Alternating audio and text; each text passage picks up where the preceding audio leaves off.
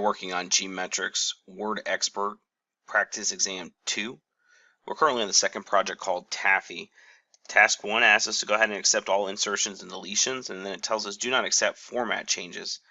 This step's a little bit difficult, but we'll go ahead and jump in. We're on the Review tab here at the top, and in the tracking group, we want to go ahead and change this from Simple Markup to All Markup. The Show Markup, here we want to uncheck comments, we want to check ink, and we also want to do it for formatting. So then therefore the only thing showing right now is the insertions and deletions. So with that checked, we can now accept those changes.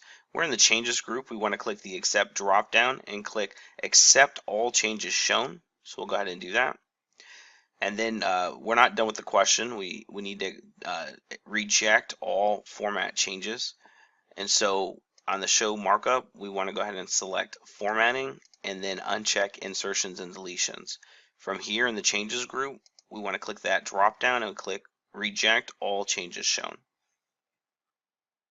We'll click mark completed. Task 2 asks us to go ahead and delete all comments from the document. We're still in the review tab and we're in the comments group. From here we can click the delete drop down and just click delete all comments in document. We'll go ahead and click mark completed. Task 3 asks us to go ahead and replace all hyphens with the em dashes. So we're going to be on the home tab here. We're all the way over to the right under replace.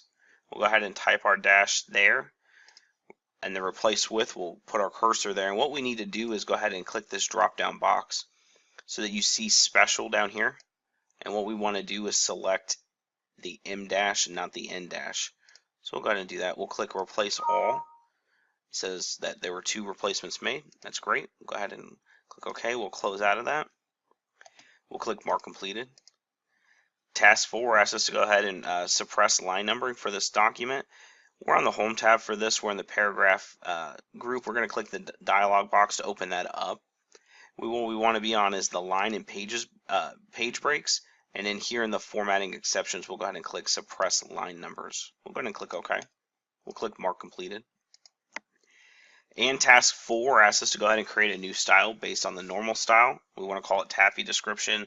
We're going to change the font size to 12 and it needs to be fully justified. So in your document, make sure your cursor is on a blank line so that it does not apply the style to any line. So we'll put our cursor here. There are a few ways to do this. We're in this on the home tab in the styles group. We'll go ahead and click this dialog box to open it up. And we'll click new style. The name is going to be Taffy description, and paragraph style, yes, based on normal, that's good.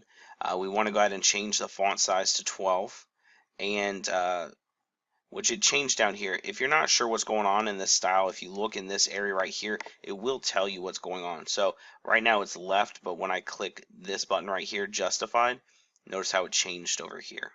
We'll go ahead and click OK. Close out of that. We'll click mark completed.